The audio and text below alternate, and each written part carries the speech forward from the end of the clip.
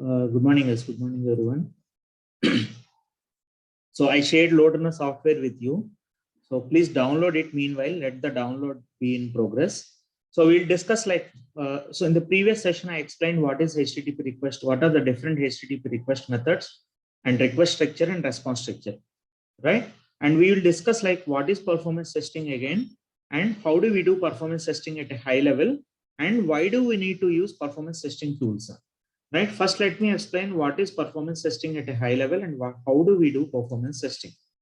Okay, so let me go to that. What is performance testing? Right. So we already discussed this. I'm not going to repeat this, but I want to explain performance testing at a high level.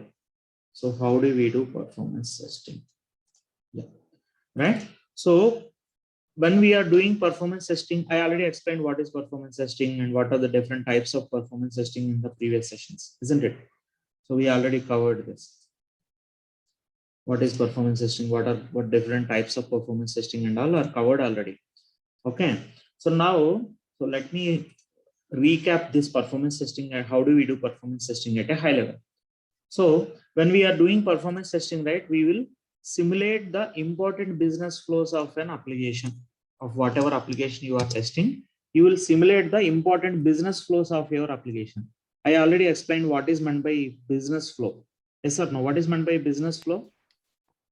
Like login and then sign up. Registration. Right. So for any application, there will be some critical business flows. Nothing but what real-time users do mostly, right? Those are the business flows like user registration, login. If it is net banking application, we log in and check balance or we do fund transfer. I already explained this, isn't it? Everyone is clear on this. What is meant by business flow of an application? Yes or no? Or Yes, you want me to repeat?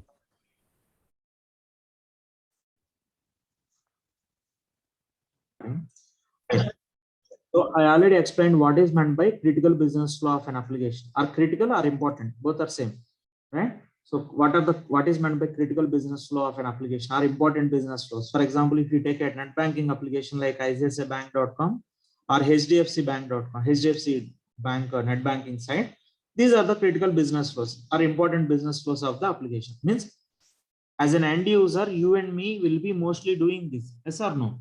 We'll be doing user registration once and then log in and check balance, fund transfer, applying for any loan or loan payment, adding beneficiary, profile update, and all this.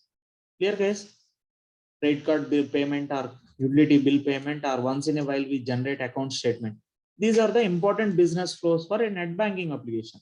Whereas if you take any travel application, these are the critical business flows, right? User registration, check ticket availability, book ticket and payment, cancel ticket, tracking bus, and all this. These are the critical business flows for this travel application. Suppose if you are testing a travel application so we are going to use a sample application for this scripting purpose called WebTours. And I already explained that that application. I gave you a walkthrough of the application in the previous session, right?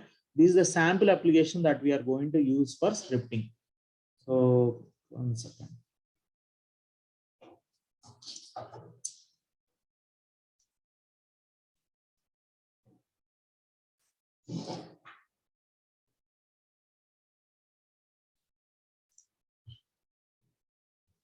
So I already shared this application with everyone, right? So, and I gave a walkthrough of the application. You remember, right?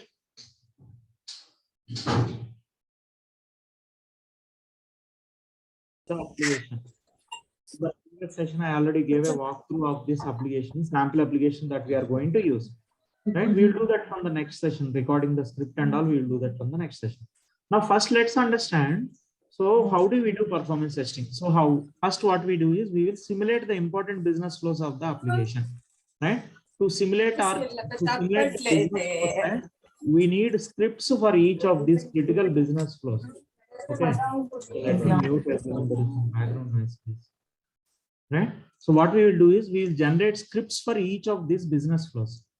We will generate one script for user registration, one script for checking availability, one script for book ticket, one script for cancel ticket, and so on, right? And we will test the application under target user load. test the application, whatever application we are testing, right?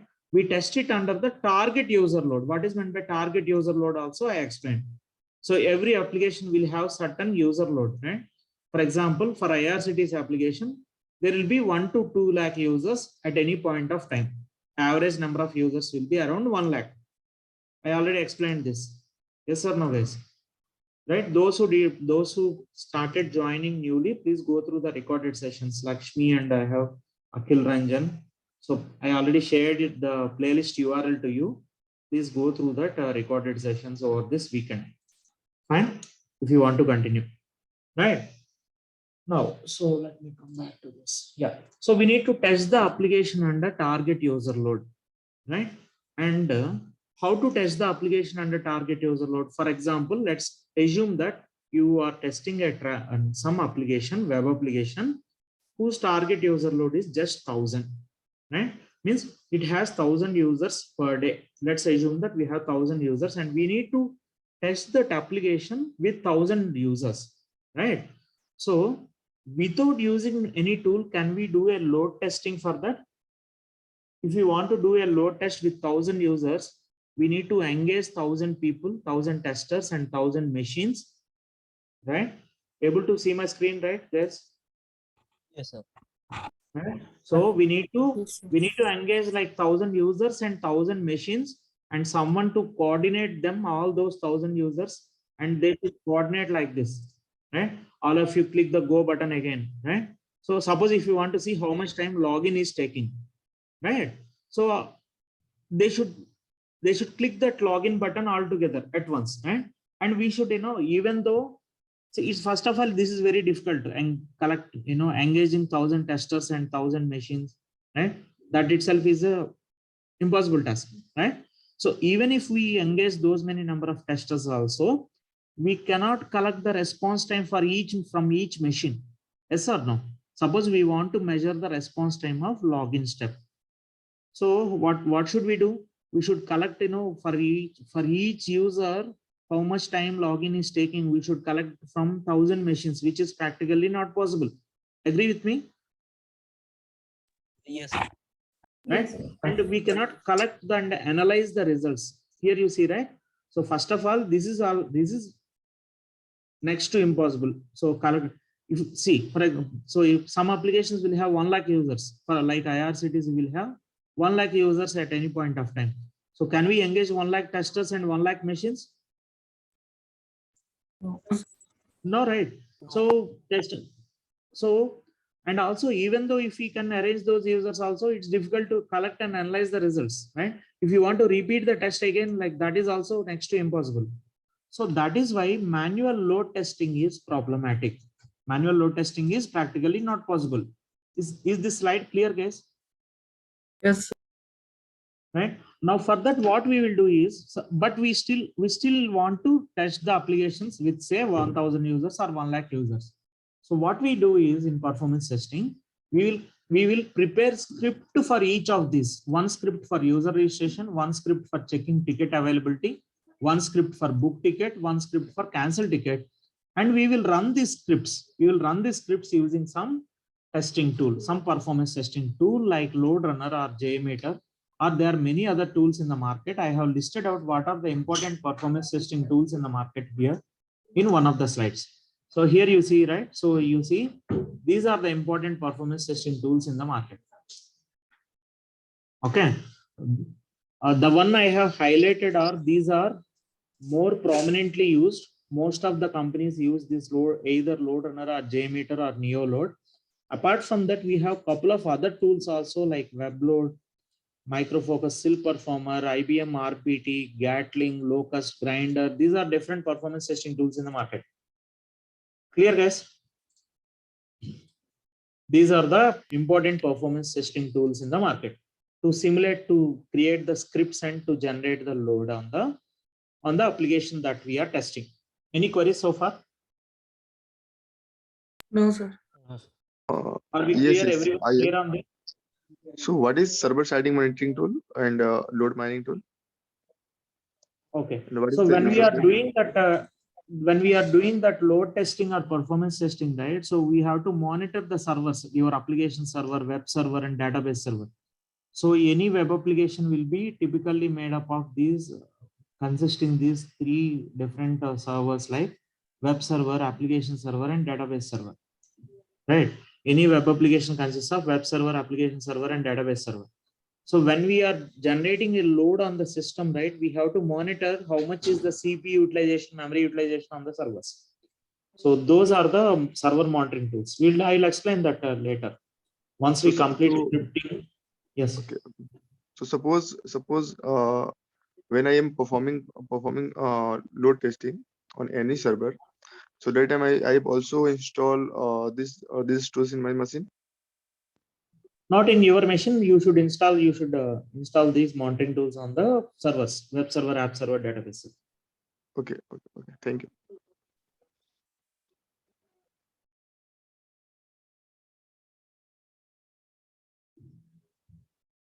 Okay, so these are the important performance testing tools in the market. So the first one comes Micro Focus Load Runner. It still has, Micro Load Runner was first developed in 1999, if I remember it correctly. Let me go to that. Yes. So Load Runner is a performance testing tool which was pioneered by Mercury in 1999. That means this is the first tool that is developed for performance testing. Load Runner is the first tool. That is what a pioneer means. Right? What is the meaning of pioneer? Someone who is first, right? A person who is among the first to explore or settle, right? Develop or first to use or apply. You see here, right? So this is the actual, a verb applies here. So develop or be the first to use or apply. That is called a pioneer. So Load Runner is is the first performance testing tool, and it was developed in 1999. So it's almost like 23 years old tool, isn't it? 22 or 23 years old tool. Clear, guys? And is the most matured and evolved tool. It supports almost every protocol. We'll discuss that in the Load Runner introduction. When I come to that, I will cover it. Okay. So Micro Focus Load Runner is one of the licensed tool which is very popular for performance testing, used by most of the companies. And next comes Apache JMeter, and this is a open source tool. Observe here, this is a licensed tool. Means if you want to use this tool, you need to pay some license cost. And whatever I shared to you, that is a trial version. Okay, whatever software I shared to you, right? That is a trial version. Just now I shared one software, right? This one. So if you observe this name right here it clearly says that it is a community edition, isn't it?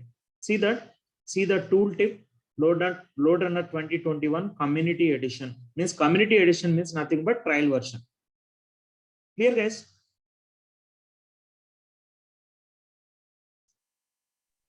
Enterprise edition means license version. Correct. Enterprise edition means that is a paid version. Community edition means this is a trial version. Okay. Now, so let me go back to the, one second. So we have to use some performance testing tool. We cannot do load testing manually. See, functional testing can be done manually, right? Because it involves only one user. It can be done with one user or two users. Functional testing can be done with one or two users, one or two test engineers. But if you want to do load testing, we cannot do that without any tool. Is everyone clear on this, guys? Why do we need a performance testing tool? Yes, sir. Right now, so let's see how this performance testing tool works. This is how Load Runner works. For example, this is the Load Runner architecture, Load Runner load testing architecture. And when you install Load Runner, right, so you get these three components. Let me highlight these three components. See, when you install Load Runner, right, you get these three components installed on your machine. Right? One is virtual user generator, the next one is controller, and the other one is analysis component. I will help you do that. Please don't do it. Download and keep it ready, because while installation you may face some issues. So I will help you on that, but download and keep them ready. So these three are the same. One second. Load Runner works. So basically what we do is we first, as we discussed, we will create the scripts first for each business flow. We will create one script, and we will run all the scripts from a so we'll create the scripts. We will use Vusion component for creating the scripts, right? So when we install LoadRunner, right, so we get these three components of LoadRunner called virtual user generator, controller, and analysis. And this Vusion will be used for creating the scripts, controller will be used for running the load test, and analysis component will be used for analyzing the test results, right? This is at a very high level, right? So first we will create the scripts in Vusion and we will run the test in controller component. So that is what I have it over here in the slide. Let me go back to the slide. So this is you see here LoadRunner controller. So what is that LoadRunner controller? Controller is a central console from which the load test is managed and monitored. Right? And we will be running the scripts from these machines called load generator machines. This one. So you see these steps are numbered here. See here, the first step is controller is the central console from which load test is managed and monitored. And we will run the test from these controller machines. 1 second. Before explaining this, let me show you one more slide. Okay.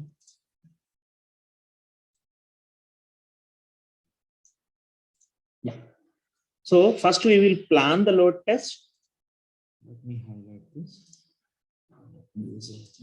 First we will plan the load test and then create Vuser scripts. Vuser for virtual user. Okay. Virtual user means we are simulating the real world users. So those users are, that's why they are called as virtual users. They are not real-time users, but they are called as virtual users because we simulate the real world users by using the scripts and define the scenario, run the scenario in the controller. We do from defining the scenario and run the scenario will be done in controller component, and analyze the test results will be done by analysis component. Is this clear, case? If it is not clear also, nothing to worry. So we will create the Vuser scripts in Vusion component, and we will define the scenario and run the scenario in controller component, and we will analyze the test results using analysis component. So if you don't understand, I have some new participants. So if you don't understand also, nothing to worry, because once we complete scripting, we will, I will explain, I'll give an introduction to controller and I'll explain this again. Clear?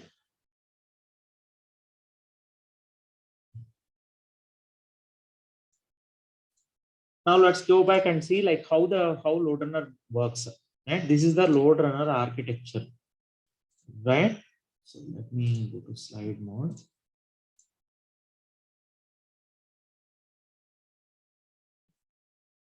So this is the controller component, means this is the machine on which controller is installed. Let's assume that this is the computer on which your controller is installed. And these are called as load generator machines. Means these are the machines from which you will run the test. You will run the scripts or you will run the scripts. Right? And these scripts will simulate the real world users. These are called as virtual users. And see the description here. Thousands of virtual users perform real life transactions on a system to emulate production traffic. Right? Let's understand this statement. Thousands of virtual users. How those virtual users are generated? First, what is meant by virtual user? Not a real user, but acts like a real. Right. Not a real user like us. Right? But they are virtual users. And how are these virtual users generated? Machine generated. With the help of scripts, performance testing scripts. Right? We will generate virtual users with the help of scripts, and those virtual users perform real life transactions on a system. What is meant by system here? Application. Yeah, the application that we are testing, right? The application that we are testing. That application contains many servers. That's why that server is not a right term. Right? Understood, right? That application will be running on many servers like web server, application server, and database server. We already discussed that previously. Right? So they perform real life transactions. What is meant by real life transactions? Performed by the user virtually. Right. So whatever actions, what is meant by a transaction? We already discussed this. What is a transaction? Yes or no? Action performed by the view user. Actions performed by the user. Any user action which sends some request to the server is called as a transaction, right? In testing, in performance testing, what is a transaction? Transaction is nothing but, see, this transaction definition changes based on the context. In performance testing, it has a different meaning. In database, it has a different meaning. Okay. Please understand the difference.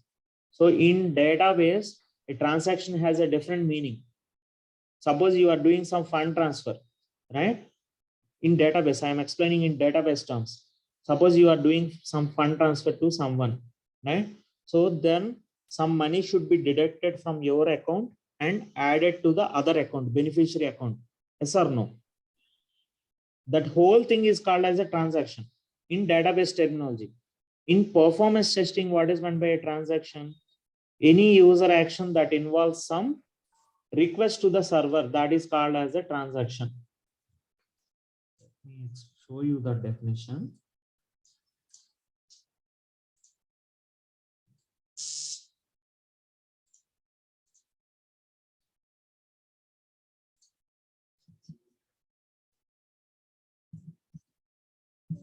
Yeah. So what is meant by transaction is any single user action which involves sending some request to the server is called as a transaction. Right? I already explained this. So if you are sending a request to the server by typing amazon.in and clicking enter. So this is one transaction. And suppose you are searching for some product, right? This is search transaction. Yes or no? And you are, let's assume you are selecting some product, that is one transaction. And then if let's assume you are adding to cart, this is one transaction. Add to cart is one transaction.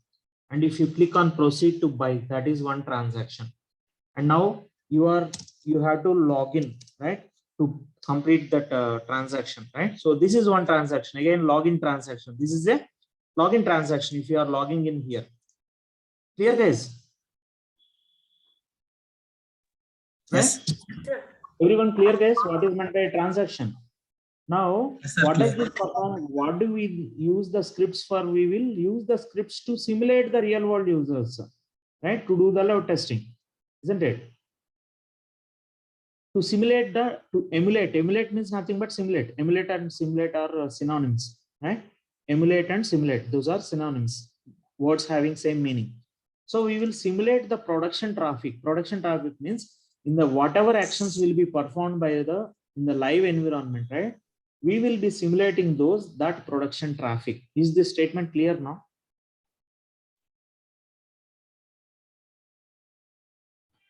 Yes. And these are virtual users. You see here 4 users here doing some transactions on the application.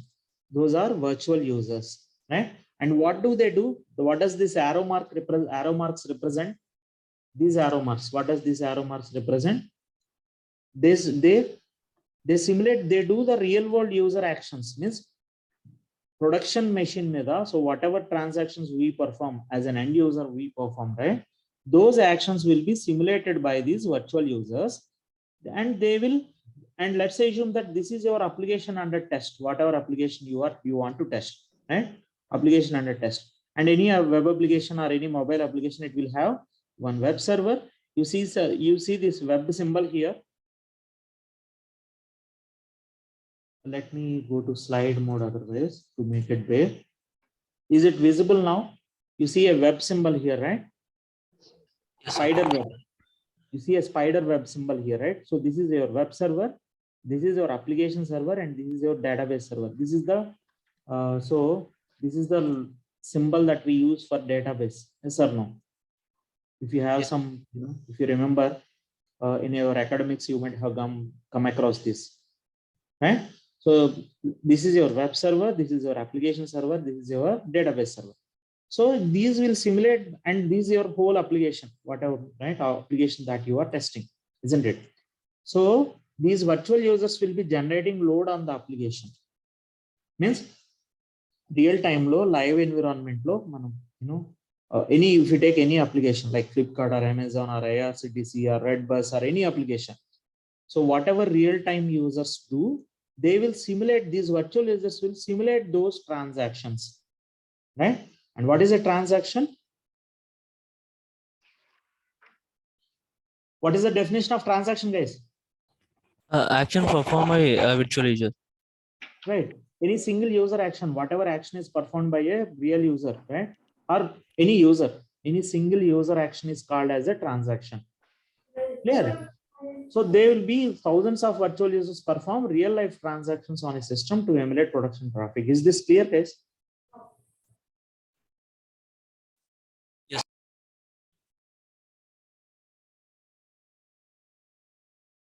Right. Now this is how load runner works, and now so let me show you what are the requirements for. One second. Sir, What are the requirements for virtual user like, కి real గా example చెప్తారా? అంటే example చెప్తారా virtual user example? so you will understand that once we start scripting, you will understand that. Okay. Okay sir. Right. So now let's see what are the system requirements for load runner 2021 system requirements. Right. Check the system requirements before installing any software. Please check the system requirements. Means what is the required configuration to install that software. So that's what this document tells you about.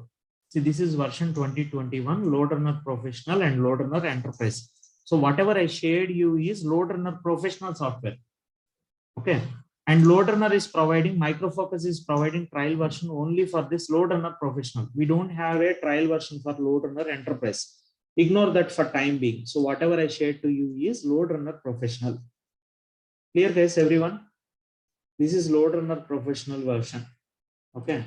And I'll explain what is that load runner enterprise later on. Okay.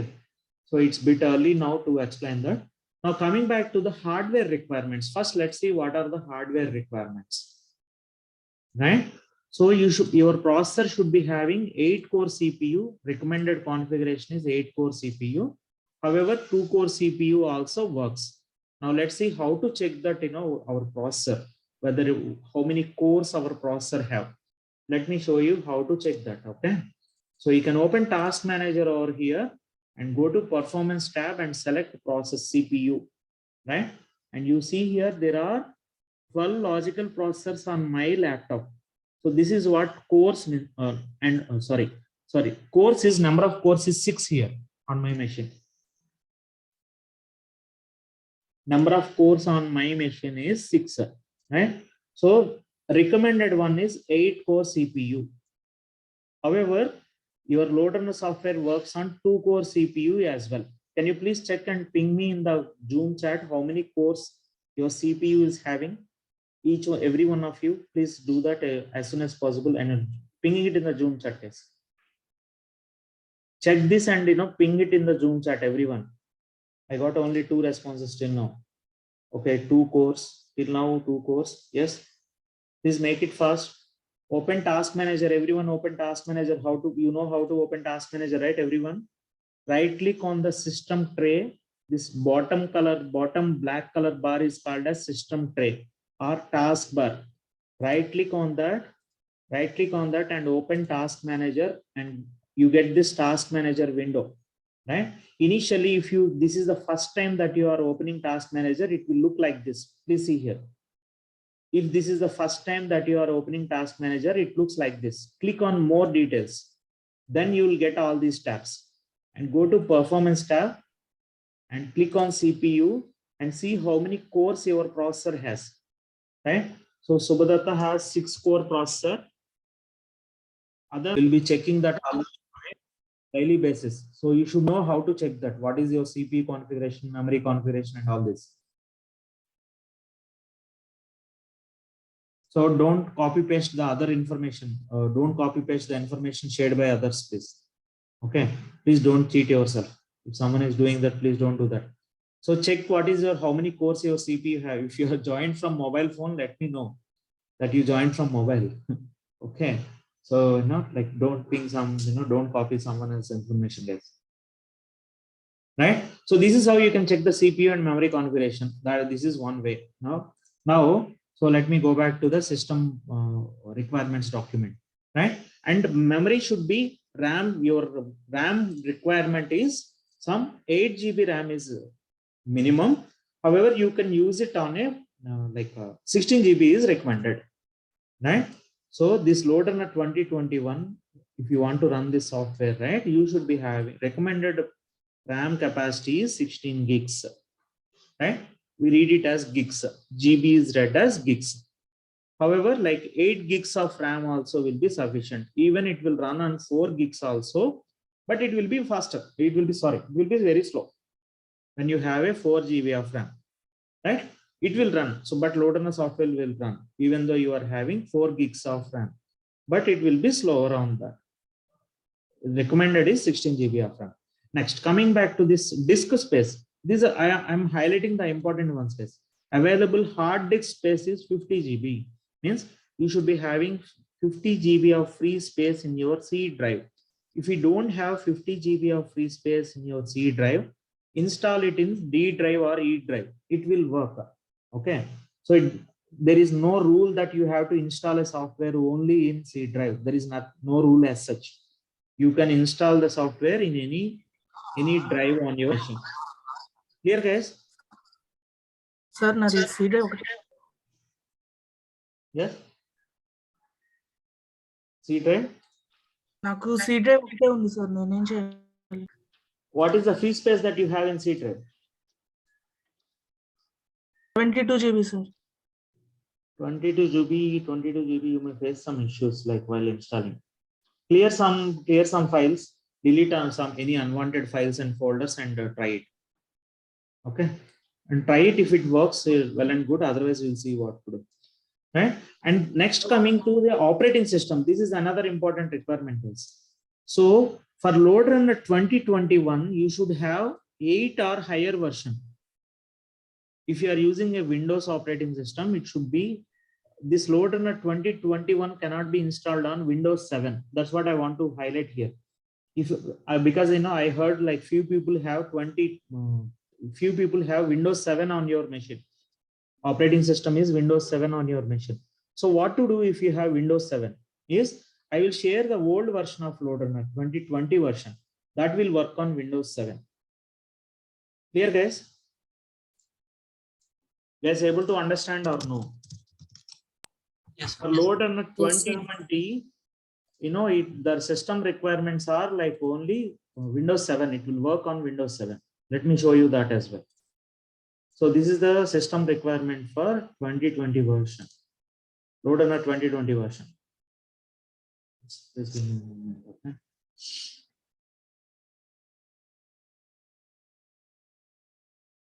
See, this is this is 12 version. I searched for load runner 2020. Second.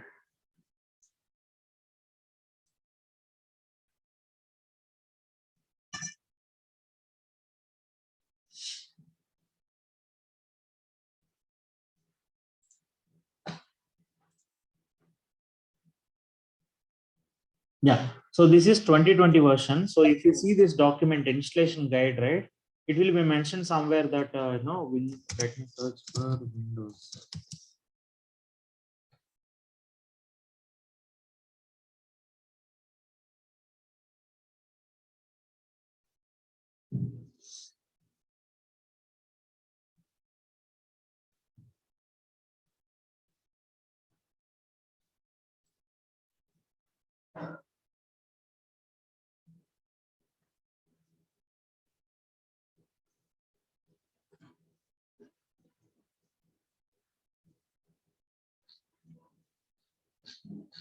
Okay, so this will work on Windows 7 base. Okay, I will share this load runner 2022. If you have Windows 7 on your operating system, no need to format and no need to get a new OS installed, right? However, for 2021, you require 8 or higher version, 8 onwards, Windows 8 or Windows 10 or Windows 11, right? And this is server operating system, server 2012, server 2016 or server 2019. you will not be having server operating system anyways. But in office, like you will be having these softwares only. If you are, I mean, for the actual load testing, right? When you are doing load testing, right? Those machines will be having this server operating system installed. Again, like I'm not going to discuss what is server operating system, right? That is out of scope for here for this training. So let me go back. No, yeah. Let me move on to the next one. So browser required is my Explorer 11 or Edge. These are the recommended browsers, right? And the screen resolution required is 1366 by 768 or higher. And one more thing, controller load runner controller is not supported on display monitors with 4K or higher resolution. If your monitor is having 4K resolution, your controller will not work because controller doesn't support that 4K resolution. Please note this. Now, if you already have anyone having monitor with 4K resolution, laptop with 4K resolution,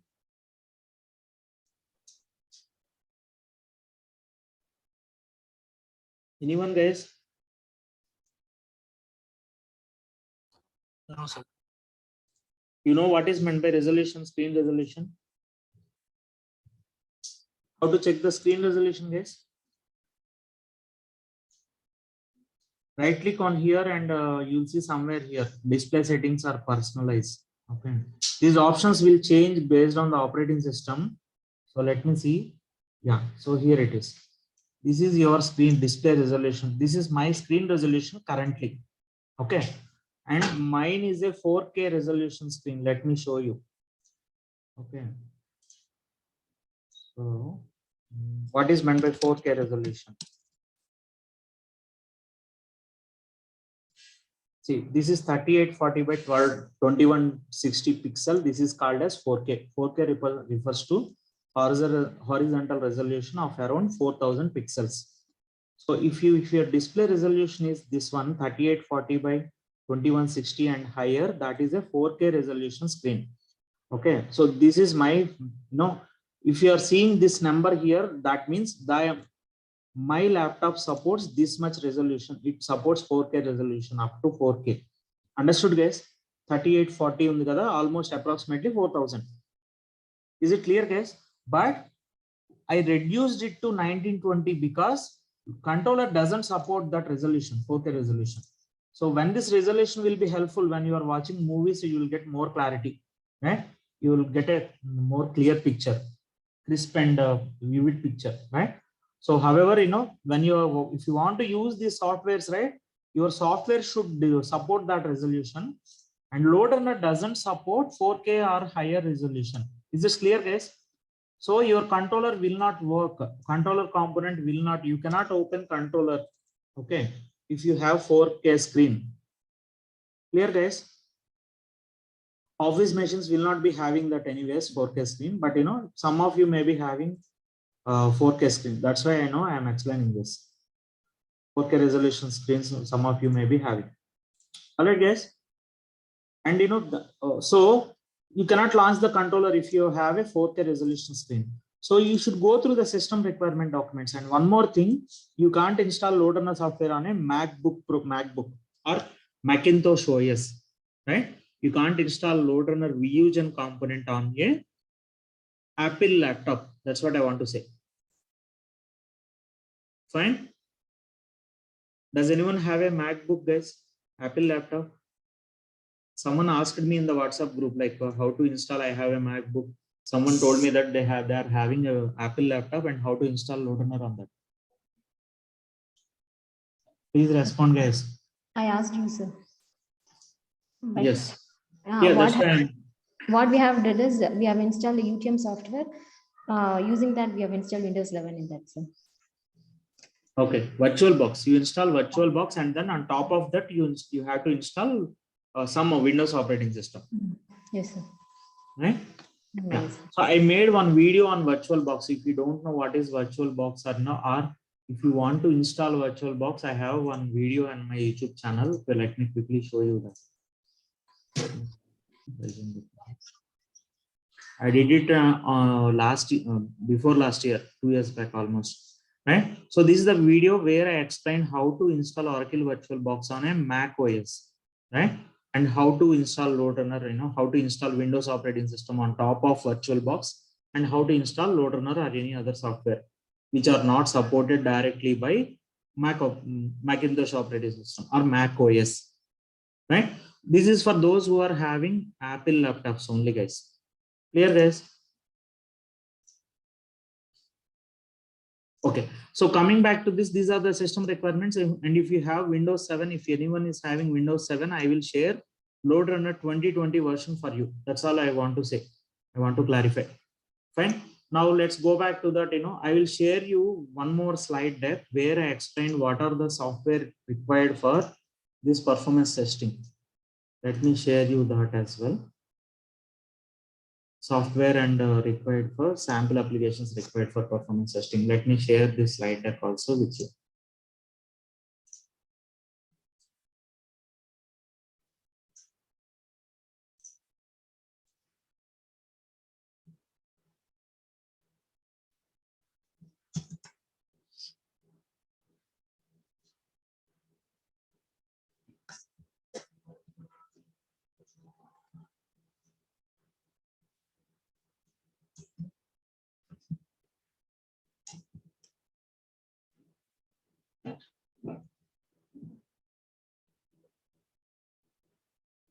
Right. So these are the softwares required for performance testing. One is Zoom Meeting. You might have already installed. If you did not install Zoom Meeting, install Zoom Meeting client. Don't join it from the browser, because if you join from browser, right? If you go to if you are joining Zoom Meeting by going to zoom.us and join a meeting, I can't take control of your machine. If you need some help from me, I can't take control of your machine if you are joining from a browser. So instead of that, you have to install Zoom Meeting on your machine, and you will get a shortcut like this, and you should join the meeting. Then only I can take control of your machine. So this is the first and foremost software required for this training. And apart from that, you please install Notepad++. Everyone, please install Notepad++ if you don't have. Just Google search for Notepad++ download, right? And go to the first link, download notepad++.org. Okay, and this is the latest version 8.3.1. That is the latest version of Notepad++. So download 64-bit. Okay, download 64-bit. Go to 64-bit. ARM 64. This is 32-bit software. Anything is fine. 32-bit is also fine, but download 64-bit. I prefer to use this 64-bit one. Click on this installer. It will download the 64-bit software installer file or exe file, right? And it's a simple next. Okay, no need to I need not cover that, I believe. All right, so that is the next software required. And the next one is LoadRunner 2021, which I already shared to you as the trial version through my Google Drive. And for Java and all, these are required for JMeter. Okay, so for now we are good with these three. And sample applications, I already shared Web2's application to you. First, you need to install Strawberry Pearl, and then we'll set up Web2's application. And Konakat application, I will help you. Like, we'll do this after 10 days. Because once you are comfortable with scripting, right, then we will go to that MySQL, how to install MySQL, and what is Tomcat and all. We will do that 10 to 15 days later. Right? So these are the sample applications required to install on your machine. So apart from this, these are simple tools like Fiddler, Postman. These are simple tools which I will cover it in the training. Very simple tools. You can learn it in 1 or 2 hours. Nothing to worry about this. All right.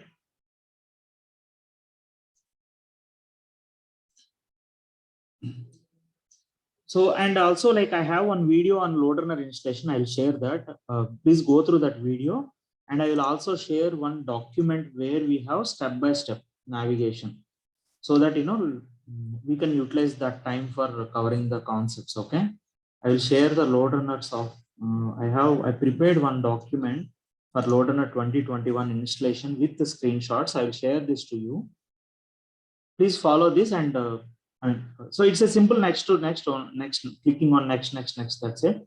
But if you still want some help, I will share this document with you. Please follow this document, and you can install it later. Only thing that you have to do is when you get the screen, right, by default, this checkbox will be checked. You have to uncheck that and click next, proceed. That's it. So there is nothing, difficult over here. Installing load runner software. That is nothing difficult. Okay. Let me go back to the slide. Yeah. So let's complete this, these concepts, and we will start. I want to start load runner scripting from. I want to start load runner introduction next session, and next to next session I will cover like how to create a scripting load runner with load runner tool. I know you are eagerly waiting for that. So this is clear, right? Why do we need to use performance testing tools?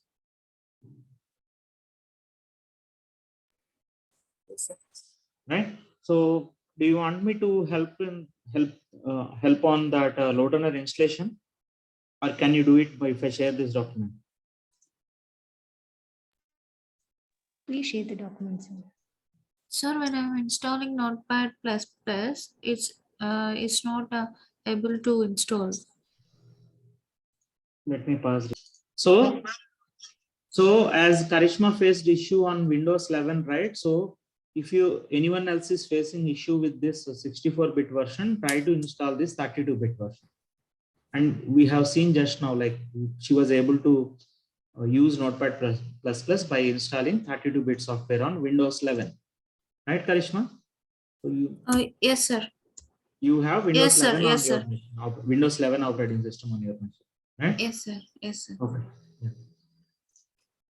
Anything else, guys, before we move to the next concept? Can we extend for half an hour more? Sure, sir. Yes, sir. Thank you. Yeah. So let me cover these few basic definitions. I'll share the software, then later on you can install it. So, if you face any issues, like we will see that in the next session. Let's understand like few basic concepts, basic definitions in performance testing. So we just now discussed what is a virtual user. Virtual user is a program or an user that acts just like a real user would when making requests to a web application. Right? This is clear, right? This we discussed already, isn't it? What is a virtual user? Virtual user is a program or an user that acts just like a real user would do when making requests to a web application. During a load test, a considerable number of virtual users can be run on one computer. This context that is called as load generator. So if you don't understand any of this, nothing to worry. So we'll revisit this, once we complete scripting, right? We will revisit this terminology, right? And during scripting also, you'll understand some concepts. What is virtual user and all? You'll understand those concepts when we are covering scripting. And packet request. Packet request is nothing but number of successful requests that were sent to the server since the last measurement of this parameter. Right? Packet request is nothing but successful request. What is meant by successful request? Suppose you type, you type Amazon.in, right? This is, you got a response. So this is a packet request. Because this transaction is processed successfully. Your GET request was processed successfully and you got the response. So this request is passed. That's what packet request means, as simple as that. Or number of successful requests, that is called as packet request. And time to first byte, TTFB. Time to first byte means the time between first byte of the user request to first byte of server response is called as TTFB. And time to last byte. So time to last byte means the time between first byte of user request and last byte of the server response. We discussed yesterday. So request and response can be measured in bits and bytes. You remember that in yesterday's session, I think, and the last session we discussed that, isn't it? We discussed about what is that, size of the request and response will be measured in bits and bytes, right? We discussed this in the previous session.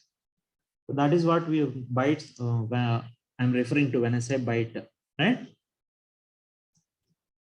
It should be, byte should be capital B actually. Clear, guys? So the time between first byte of the user request, what is request and what is response, everyone? Yes or no? Yes, sir. Right? So the time between first byte of the user request and the first byte of server response is called TTFB. Means మనం request పంపించిన దగ్గర నుంచి server response లో first byte ఎప్పుడు వచ్చిందో ఆ time వరకు ఉన్న డిలేని that is called as time to first byte. In the same way, the time between first byte of the user request and last byte of server response is called as time to last byte. Are these definitions understood?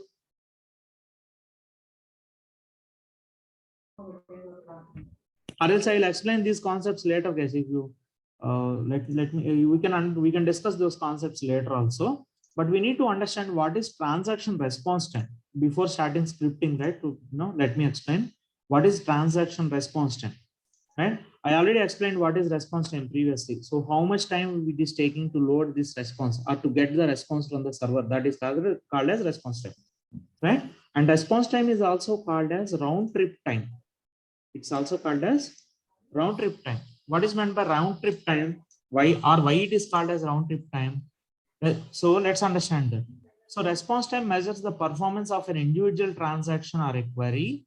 What is meant by individual transaction or a query?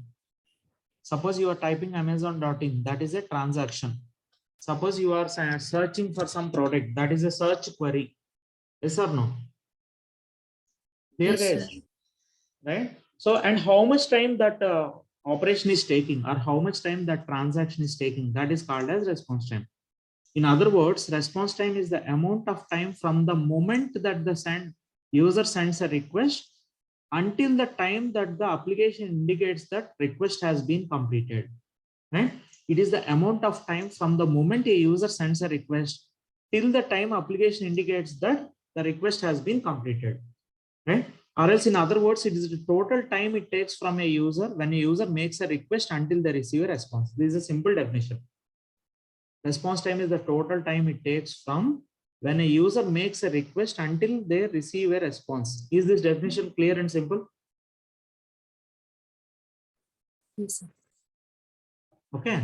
So slow response time equals an unhappy user experience. If you are browsing any application and if your response time is very slow or your response time is very high, right, it results in unhappy user experience, and it will also result in the loss of revenue. We discussed this thing also previously, right? I gave some examples of Axis Bank, previously, like not now, of course, 4 to 5 years back when when I was using Axis Bank net banking. I used to get OTP very late. That's the reason I switched my bank account to Kotak Mahindra or some other bank. Clear, guys? So if your response times are very less, right, it will result in users migrating to other websites, other options. Yes or no? If you are Flipkart, if you are using, let's say for example, we have JioMart now. If you are using JioMart and if JioMart is very slow, right, you'll switch to back to Amazon or Flipkart. Yes or no? Yes or no? Yes, sir. Right? So that is about response time. And next, transaction response time in detail. So let's deep dive into this transaction response time. What does a transaction response time consist of? Okay, so transaction response time consists of the following. So processing time on the web server, processing time on the application server, processing time on the database server, and network latency between the servers and the client. So let me explain this. What does the response time consist of? Right? So I will go to the architecture diagram for that. Suppose you sent a request to the server from a browser like this, any of these browsers like Firefox or Chrome, and your request will first go to the web server, and web server will take some time to process that request. Yes or no?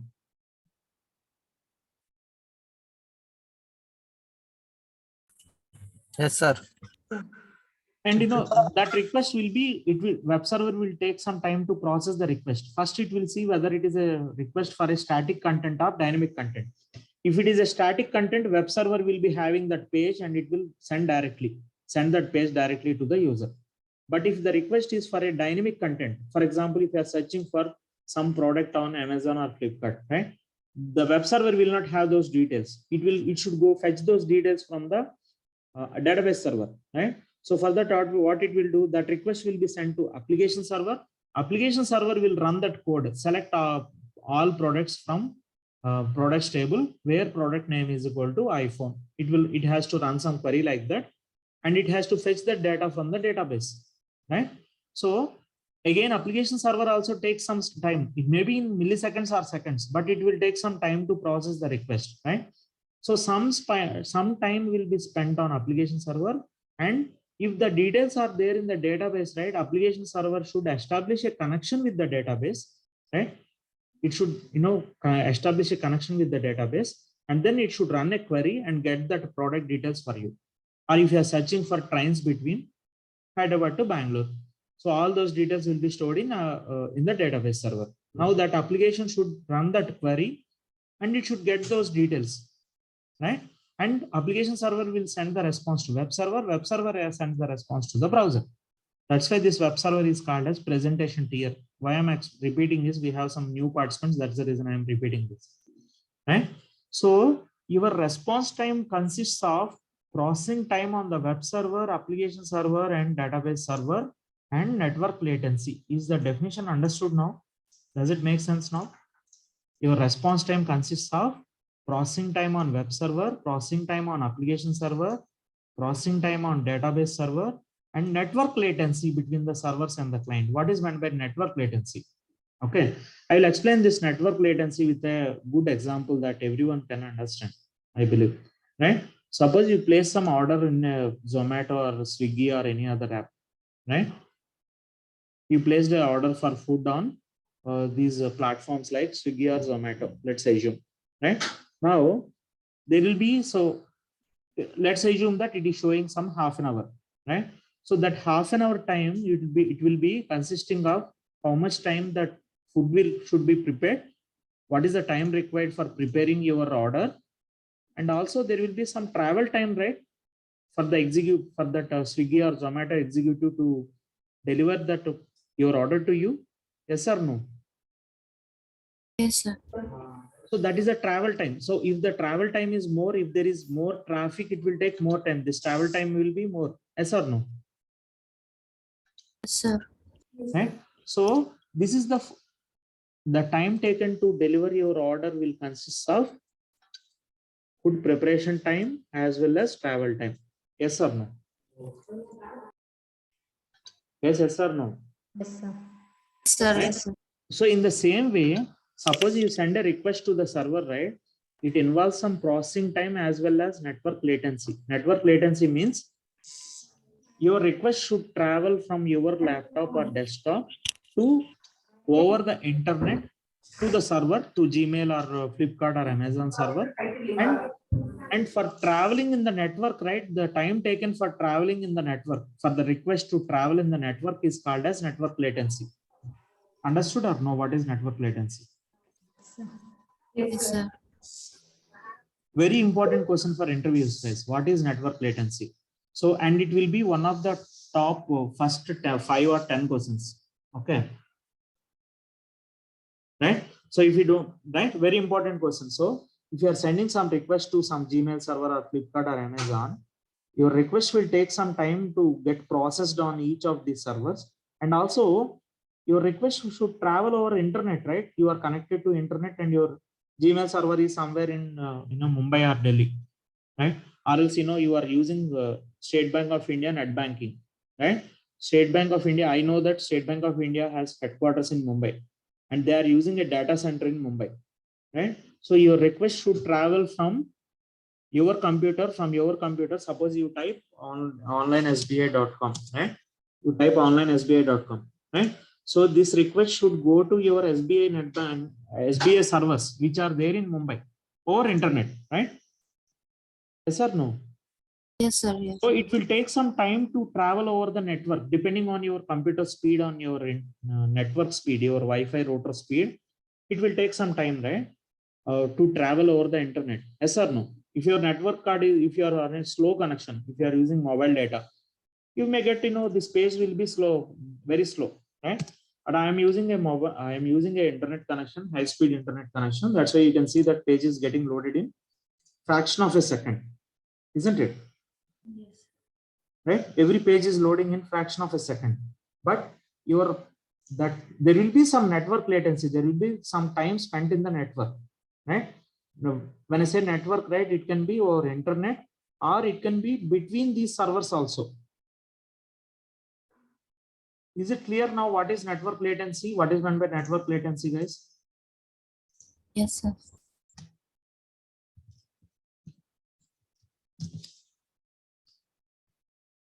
So network latency, so your response time consists of all these: processing time on web server, app server, database server, and network latency.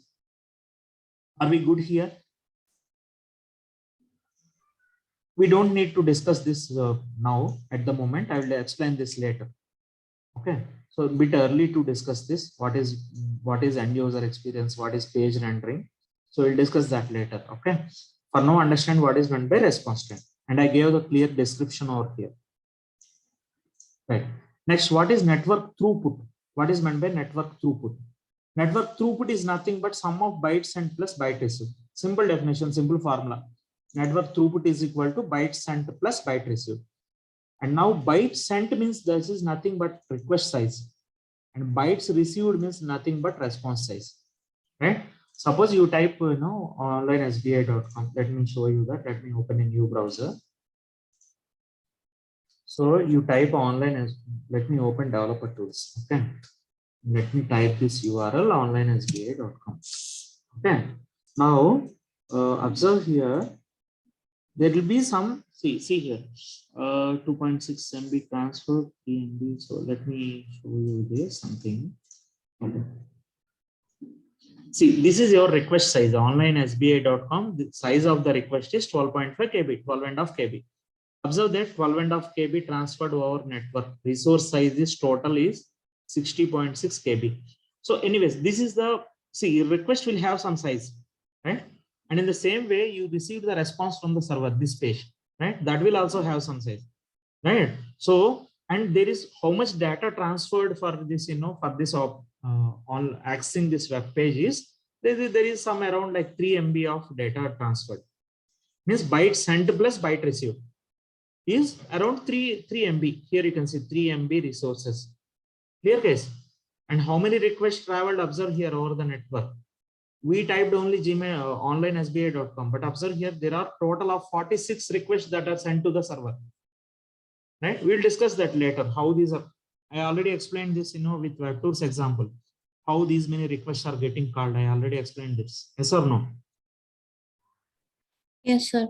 Right? And observe here one more thing, waiting, TTFB, you see all these terms here, right? That's the reason I'm explaining this. What is TTFB, time to first byte, time to last byte, and all this. Okay. Now, so coming back to this slide. So now what is network throughput? Throughput means amount of bytes sent plus byte received. Is this clear now? Definitely. Is this definition clear now? Yes. Yes, request plus response. Okay.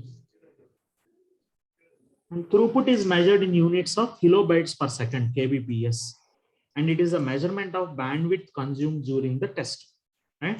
And it shows how much data is flowing back and forth from your servers. Means, suppose you are downloading a file, you are downloading a movie from internet, right? Let's assume that the size is some 800 MB, right? So now how much data is flown, how much data was transferred means, you'll say that, you will utilize like 800 MB of your data. Yes or no? So because that much data is downloaded from, that much data is flowing through the network, from the internet, right? Through the internet. So you have downloaded that much data, right? So network throughput tells you how much data is flowing back and forth from your servers. So this is about network throughput. That's all you need to understand. Don't worry about these other definitions at this point, right?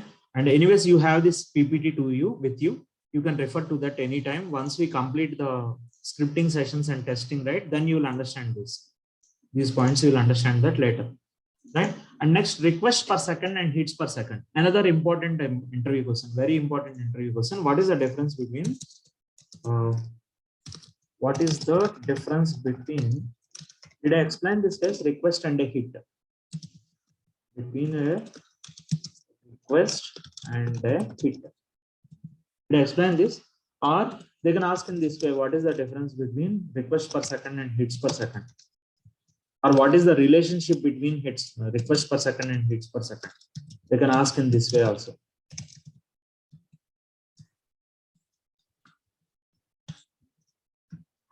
Second and hits per second. Simple guys, I'll tell you with a simple example. Suppose observe here, observe the same thing as onlinesba.com, right? So this is our HTTP request. This is what we typed in the URL in the browser, right? onlinesba.com. This is the main HTTP request.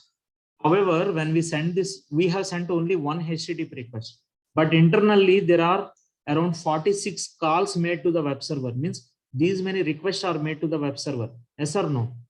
Right? So these are called as hits to the web server. Clear, guys? So what is the relationship between request and a hit? If someone asks you what is the relationship between request and a hit, what can you say? What would be your answer? The request means the main path of the web server. Hits means the hits that are occurred on the web server. Right. So the request means HTTP request means the main URL or main request that we send from the browser, and that request may contain many hits. Can I define in that way? That request may involve many hits or many hits to the server. Right? Now, is this definition clear? What is the difference between request per second and hit per second? Means one request may have many calls. Right? What is this relationship called as in mathematics? We call one-to-one, one-to-many. What does this fall under? Can we call this as one-to-many? One-to-many. Right? Remember this, like we have one-to-one in mathematics, or we came across these terms, so one-to-one relationship, one-to-many, and all this. Right? So can we say this, right? One request will have many hits. That's why can we call it as one-to-many relationship? But if someone Yes, asks sir. what is the relationship between request and hits? Sir, we can. So transaction I already explained. Now let's understand think time. Did I cover this think time, guys, in your batch? Yes, sir. Yes, sir. You said that think time was. I explained that, right? That is the time taken that a real user waits between actions, right? So suppose you are typing onlinesbi.com. You went to this login page. You will take some time to enter the credentials, to recollect the credentials and remember it. Yes or no? Right? And you will take some time to click the login button to do your next transaction, right? So that delay is called as think time. Or let me give you a simple example. Suppose you type, let's say you want to buy a product on Amazon, right? You want to buy a product on Amazon, right? You got the response. Now you'll take some time to find out where I have to search or something, or else you will first see here whether whether the product is there in any of these categories, yes or no. So once you are on this page, you will take some time to go to the next transaction. Suppose you want to buy a mobile, you take some time to locate it and click it. Yes or no? Yes. And once you are on the mobile page again, you'll take some time to do the next transaction. Yes or no? Right? So this delay between each transaction is called as think time. Time delay between each transaction, or delay is the time that a real user waits between actions. And that delay is known as think time. Right? And iteration and pacing we'll discuss later. Okay, not required at this moment. We'll discuss that later. Okay, so having discussed these are the key performance indicators. I will explain these also later on. So we'll start with load runner tool from next session. So I'll stop it here for today. It's already 11 o'clock. It's already like 2 hours that we started the session. Right, I'll stop it here. We'll continue tomorrow on Monday. Okay. Sir, you said that there is a real-time project on Sunday. Yes. Yeah. I'm taking some sessions on Sundays. So those who completed at least one tool, right, they can start attending that real-time project training. Or else let the tool start. Okay. So. Okay, sir, I'm asking. I have no clarity about that. You said that I'll give a clarity once you attend that sessions, the real-time projects. Yeah. So on Sundays, I'm taking some I'm giving some real-time project training wherein I'll give you one application, or not one application actually. So multiple applications, right? So this is the tracker for that. Okay. Let me show you that real-time project. So last week we did we took one project, and I asked to do one script on this login and navigation on this application. Okay. So in that way, like I have multiple applications, not just this one project. So we have one more project. So we have a couple of applications where I am providing this real-time application training. So we are doing it on Sundays actually. All right. And these are the guys who are attending that real-time project training. Last Sunday, these guys attended. So only when we can, only when we complete the tool. Not really required because you can get involved from requirement gathering phase, right? But you need to understand like what is requirement gathering and all, right? So that you need to understand. So you can start attending after 1 or 2 weeks. We will discuss offline now. Okay, sir. Sir, Yes. Anything else? sir, today itself all the performance testing basics are completed. We have few more. We have few more performance testing basics, which I will be covering. Once we start load runner, right? I will cover some more basics. Sir, when From we Monday. start JMeter, some of members are joined for JMeter only. Yeah, to start JMeter, I need some time actually. So I need some 1 or 2 weeks to start JMeter because I don't, 1 second. Let me pause recording this. Okay. So you said that JMeter will Okay. start 1 second. after. 1 second. Let me stop the recording. Please, I will come back to you. So thanks for watching. For recording purpose, like, share, subscribe to my channel. Share your feedback in the comment section. Okay, below the videos. Have a nice day and have a nice weekend.